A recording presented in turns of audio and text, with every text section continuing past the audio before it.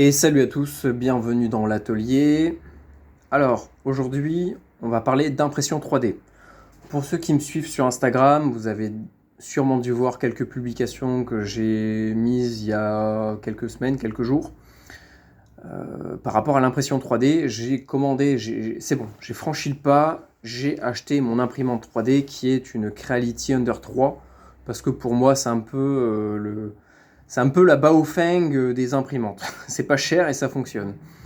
Voilà, donc je l'ai payé, je crois, un peu plus de 150 euros, entre 150 et 170. Donc franchement, vu ce qu'on peut faire avec, bah, je me suis pas privé. Donc voilà, ça fait quelques semaines que je l'ai, donc je commence à me faire la main dessus. Et donc aujourd'hui, on va parler un petit peu de mes débuts, de mes premiers objets que j'ai imprimés et des futurs projets à venir au niveau de l'impression 3D. Donc le tout premier objet que j'ai fabriqué, que j'ai imprimé, pardon, c'était un espèce de chien. Parce qu'en fait, avec l'imprimante, ils fournissent une carte SD dans laquelle on va mettre nos fichiers à imprimer. Et en fait, dedans, d'origine, on a plusieurs fichiers de test qui vont nous permettre de tester, de voir s'il y a des défauts dans l'impression et de voir la qualité de l'imprimante. Donc c'était un chien, bref, je ne l'ai pas ici parce que je ne l'ai pas imprimé entièrement, ça ne me servait à rien. Je me suis rendu compte au bout de 2 heures que ça me prenait du temps pour rien, de l'énergie, du plastique, du PLA. Je me suis dit, bon bah tant pis, on va l'arrêter, on va directement partir sur un objet un peu plus utile, qui prend moins de temps au final et qui va quand même me permettre de voir si la qualité est bonne au niveau de l'impression. Donc je vais juste enlever cet objet là. Et donc le deuxième objet que j'ai réellement imprimé avec l'imprimante 3D, la Creality, c'est un support Baofeng que j'ai trouvé sur internet. Pour l'instant, je fais juste de la réimpression de ce que je trouve, mais l'idée, ça serait de prendre des objets, une base intéressante, mais qui n'est pas très évoluée, et de la faire évoluer et de vous la proposer gratuitement, bien sûr, sur internet. Donc, le principe de ce socle-là, de cette fixation, c'est de tout simplement venir mettre notre radio dedans et de la faire tenir en fait. Donc voilà, d'origine on a un marquage Baofeng, bon je mettrais peut-être autre chose, genre Maki 1 ou un truc comme ça. Hop. Donc l'avantage de ce socle, c'est que vraiment la radio tient bien dessus. Comme par hasard là ça bouge un peu, mais c'est-à-dire que dans un véhicule ou quoi, ça bouge pas, la radio risque pas de tomber. Parce que le plastique est quand même assez large et ça se coince assez bien dans les rainures de la batterie. Voilà, donc la qualité pas trop mal. Je suis quand même fier de ma première impression. Je me suis basé sur la chaîne de Heliox, je crois que c'est ça. C'est une nana qui fait plein d'impressions 3D. Elle est super forte là-dedans, donc vraiment, si ça vous intéresse, allez la voir. Moi, je fais vraiment ça en amateur. Vraiment, j'ai aucune connaissance là-dedans, c'est mes débuts. C'est juste pour vous montrer un petit peu ce que j'ai déjà fait. Et donc l'impression est vraiment pas dégueu. Par contre, le souci souvent avec l'imprimante 3D, c'est en dessous. Voilà, je sais pas si vous voyez, mais pourtant j'ai un petit peu gratté. Mais le souci, c'est que le plastique, en fait, il n'y a aucun support qui tient le plastique et qui également le sèche. Et donc ça va venir nous faire des espèces de filaments dégueulasses, suspendus dans le vide, interposés, superposés les uns sur les autres, ça fait un truc tout moche, un espèce de pâté dégueulasse. Donc il y a deux solutions, même trois. Première solution, on va venir poncer entièrement l'objet, donc je vais essayer de le faire la prochaine fois, pour voir vraiment si le rendu est meilleur, parce que là on voit quand même les fils d'impression, donc c'est pas gênant, mais c'est quand même mieux d'avoir un truc vraiment lisse, semblable même à un objet qu'on pourrait acheter dans le commerce. Et donc, plusieurs défauts. Donc, plusieurs solutions pour résoudre ce problème. Enfin, pour moi. D'après moi, c'est un souci de séchage du plastique, du PLA, lors de l'impression. C'est-à-dire que le support, l'atmosphère est trop chaude pour que le plastique sèche assez rapidement avant que la deuxième couche vienne se superposer dessus. Et donc, le plastique, il s'affaisse, et l'autre couche vient dessus, s'affaisse aussi, etc., etc., jusqu'à ce que ça se rétablisse à peu près. Mais ça nous fait un truc bien dégueulasse et c'est pas très plaisant à l'œil. Même si ça n'empêche que l'objet est entièrement fonctionnel. Donc première solution, ventiler le plateau ou le refroidir même, refroidir l'impression mais pas le plateau. Deuxième solution, le ponçage. Et troisième solution, venir mettre à la conception de l'objet des petits supports, des espèces de petits, comment on peut dire ça, des pilotis en fait, des pilotis miniatures qui vont venir soutenir l'impression et faciliter en fait l'impression sans que ça tombe, tout simplement. Donc voilà, ça j'en ai filé un deuxième à un collègue. J'en avais imprimé 2, je lui ai filé parce que voilà, il m'aide tout le temps à déménager, à faire du bricolage. Donc en échange, je lui ai filé un petit support de Baofeng pour sa voiture. Donc là, on peut mettre normalement des vis, mais on peut également imaginer un fil de fer ou un velcro ou autre chose. Tout est imaginable. À côté de ça, qu'est-ce que c'est que ces trucs? Alors ça, c'est un support de micro. Alors malheureusement, tous les micros ne vont pas dessus. Moi, les miens, ils vont pas dessus. Mais les micros Baofeng, normalement, sont censés pouvoir se clipser dessus. Donc ça permet comme ça d'accrocher en fait, son micro. Alors, je ne prends pas le bon, parce que c'est pas la même fixation, mais l'idée, c'est de fixer son micro à côté de la radio. Et donc derrière, là, on a un trou pour mettre l'antenne. Une deuxième antenne, donc ça peut être une Nagoya ou n'importe quoi. Voilà, pour la changer. Ou on peut imaginer pour passer les câbles aussi, mais voilà. Donc par rapport à ça, cette partie-là, moi je ne vais pas la changer. Ce que j'aimerais modifier, c'est vraiment la partie micro, parce que il faudrait que ça soit un peu plus large pour venir mettre tous les types de micros en fait, pour que ça soit vraiment universel. Et un trou un peu plus petit parce que il y a certaines antennes qui passent à travers et ça sert à rien. Au final, l'antenne ne tient pas dessus. Donc voilà, ça c'est un objet que j'aimerais modifier, refaire à ma sauce et vous le mettre à disposition. Donc pareil, si vous avez des noms de logiciels, des astuces, n'importe quoi, n'hésitez pas, les commentaires. Ça serait super de votre part. Alors le troisième objet que j'ai imprimé, je crois que c'était ça. C'est pour faire une antenne dipôle. C'est un truc tout simple, vraiment au niveau de la conception, c'est super basique. Pareil, c'est quelque chose que j'ai trouvé sur internet. Donc c'est constitué de 2 morceaux. Donc on a une plaque qui permet de fermer et on a le deuxième bloc sur lequel on va venir tout fixer. Donc là on a un trou pour la ficelle. Donc on peut venir mettre une ficelle ou une tige ou ce qu'on veut. On peut également en mettre une autre ici si on a envie. Bon, je trouvais plus esthétique de la mettre ici. Là on va avoir 2 trous pour les vis. Donc on va l'ouvrir. Hop. Alors là, de chaque côté, on a un trou de chaque côté pour venir mettre notre fixation pour l'antenne en fait.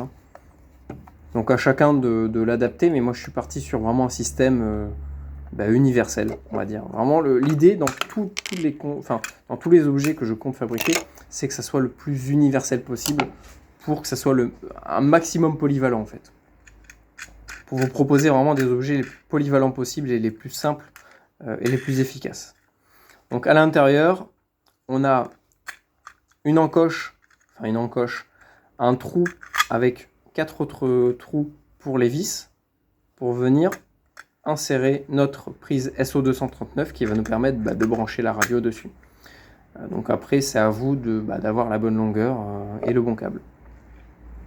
Donc après, il nous reste juste à mettre 4 vis et 4 boulons pour faire tenir le SO239 et de venir tirer un fil de lame jusqu'à un côté et de la masse jusqu'à l'autre côté pour connecter le SO239 sur les 2 connexions du dipôle.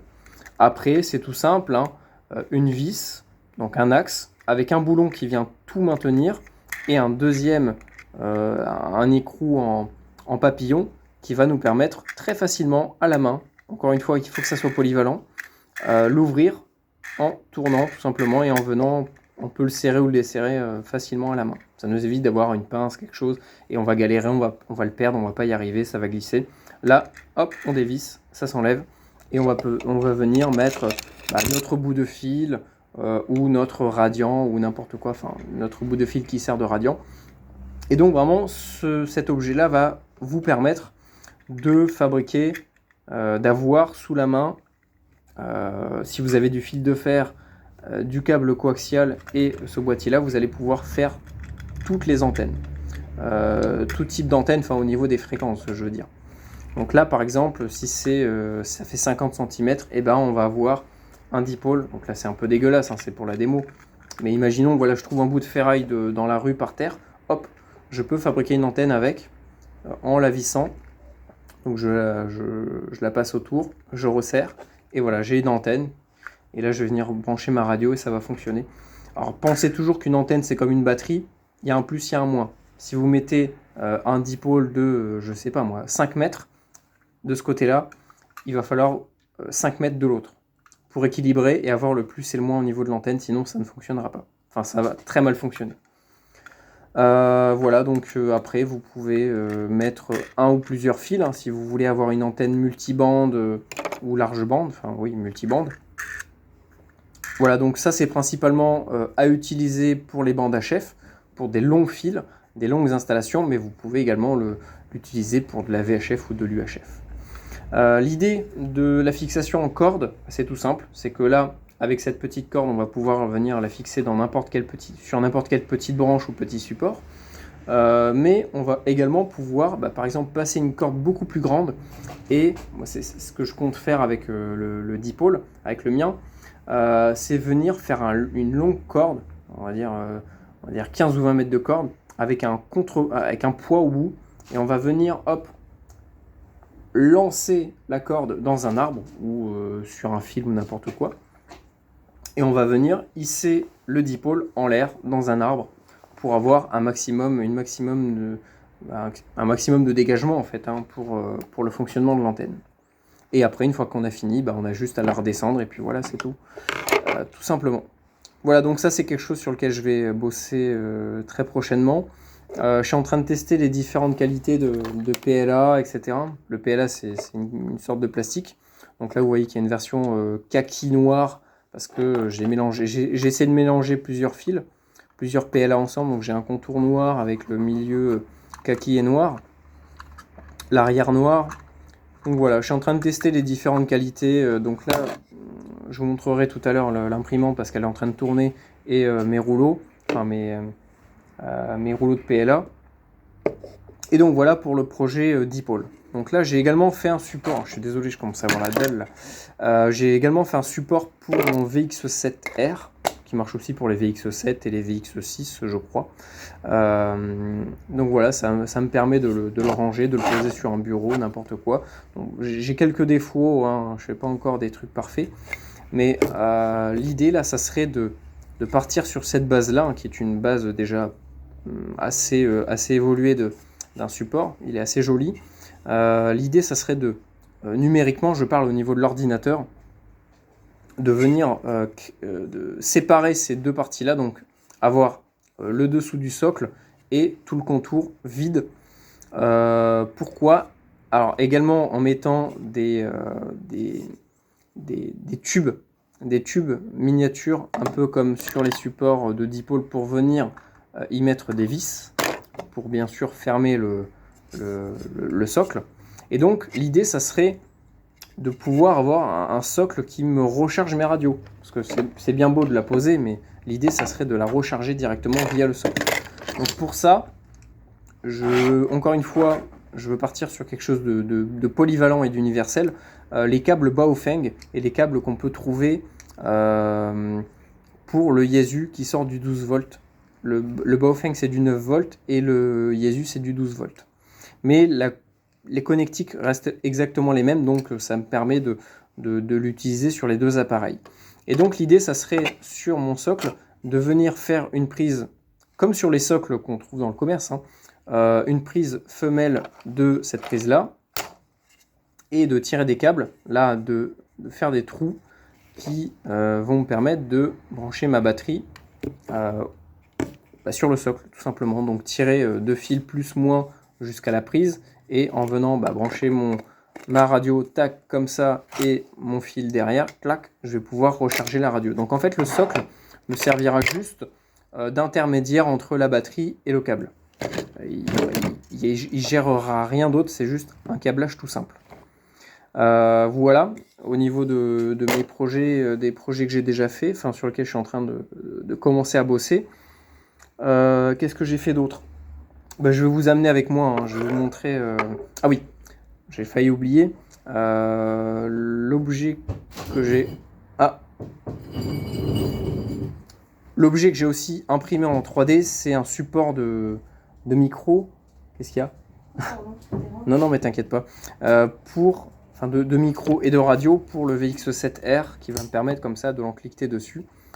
Donc ça, c'est en molle. Ça va me permettre de fixer soit en vertical, soit en horizontal. Donc ça, j'en ai imprimé plusieurs. Non, mais vas-y, tu peux passer, hein, t'inquiète. Il n'y a pas de souci. Et donc ça va me permettre comme ça d'avoir des fixations un peu partout sur mes affaires, donc les sacs à dos, les ceintures, etc. Des fixations pour ma radio. Ce que j'ai remarqué, c'est qu'on peut également y mettre les micros Yaesu. C'est le même diamètre. Donc ce qui est bien, c'est que le micro ne bouge pas, ça le coince. Par contre, il n'y a pas le système de retournement pour le débloquer, contrairement au Yaesu VX7R. Sur le FT818, donc moi ce que je suis venu faire dessus, parce que ça va être une base super polyvalente sur laquelle je vais bosser également le FT818, c'est les mêmes que les 817, c'est que d'origine ils nous fournissent tout ce qu'il faut pour faire du portable avec, mais il n'y a pas le porte-radio.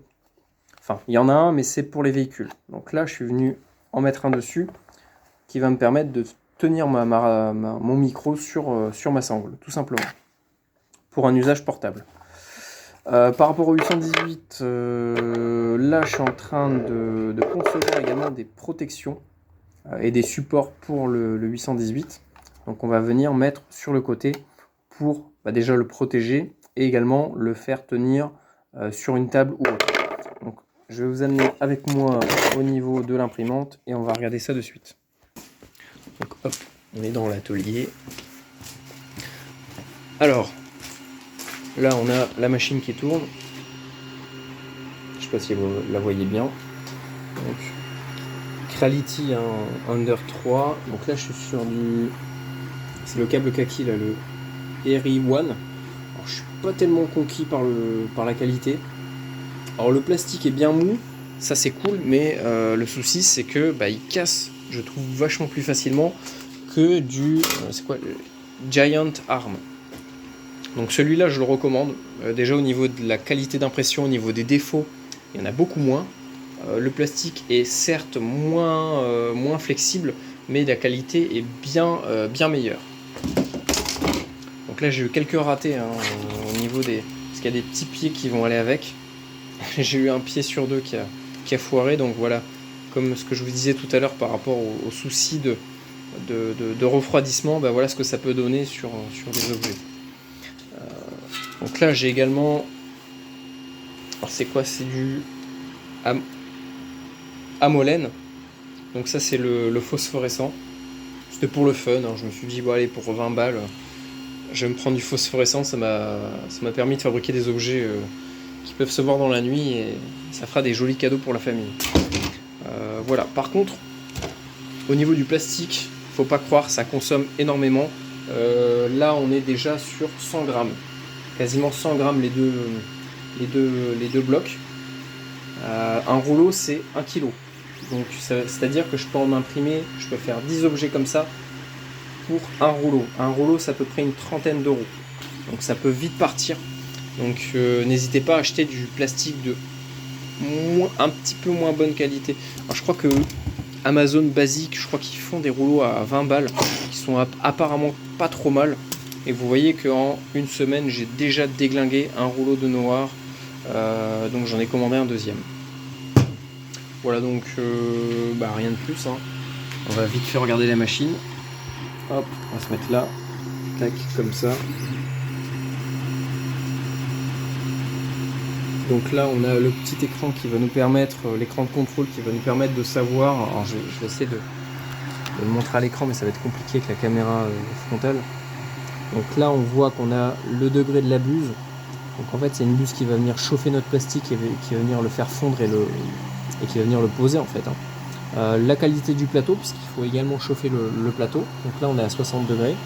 On voit que les ventilos sont à 100%. Et là, on a le déplacement des différents axes.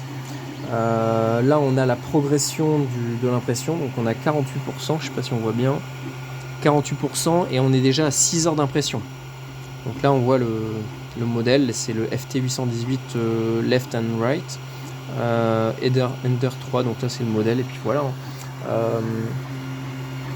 Donc je remarque quand même quelques défauts sur l'objet, mais dans l'ensemble ça a l'air pas trop mal, donc on verra bien. J'ai eu un souci hier, j'en ai déjà imprimé, j'ai juste oublié de laisser finir, en fait il manquait une partie dessus, mais en fait j'ai imprimé 2 fois le même objet. En fait, au lieu de mettre gauche-droite, j'ai mis gauche-gauche. Et donc, je me suis retrouvé avec deux blocs gauche. Et donc, j'ai dû le recommencer. Donc, c'est pour ça que ça tourne là aujourd'hui. Donc, oui, voilà. Tout ça pour vous dire que l'impression 3D, c'est bien, mais ça consomme quand même pas mal. Alors, sur la ligne, je sais plus à combien on est. Je crois que c'est 200 watts. 200 watts en 230 volts. Donc c'est pas non plus excessif, mais sur le long terme, si ça tourne 2-3 jours, parce que ça peut arriver hein, selon la qualité d'impression que vous choisissez, la densité de remplissage, ça peut très facilement monter à 1-2 jours d'impression pour un objet. Donc voilà, il faut être patient. L'Under 3, c'est vraiment le bas de gamme. Elle fait très bien le taf, mais c'est super bruyant. Je sais pas si vous entendez, mais c'est infernal.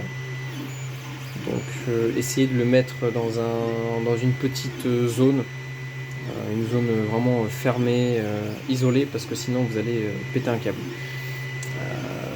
Qu'est-ce que je peux vous dire de plus par rapport au calage?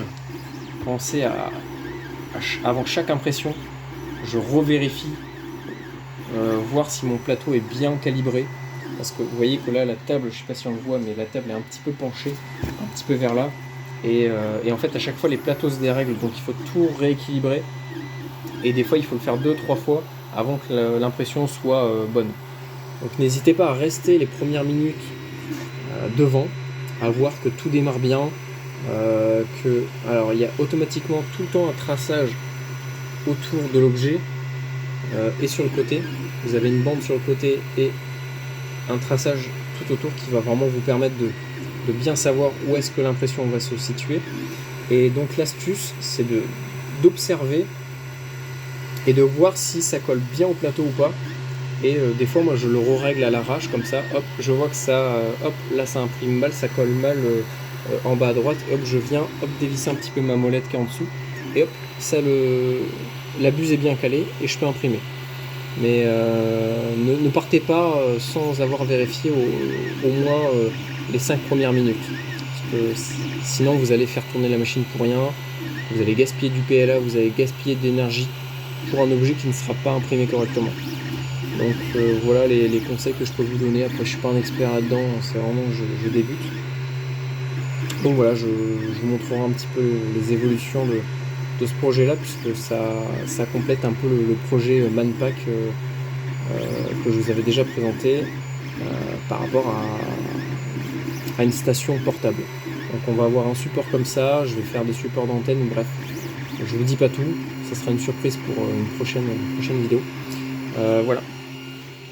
Bah écoutez, voilà, ça peut vous aider dans le choix d'achat de l'imprimante. Une Under 3, c'est amplement suffisant. Pour commencer, pour se faire la main, c'est très très bien. Ben voilà, je me fais pas plus long. C'est la fin de la vidéo. N'hésitez pas à vous abonner. Allez jeter un œil également sur la chaîne que j'ai ouvert, Réseau Radio Résilient.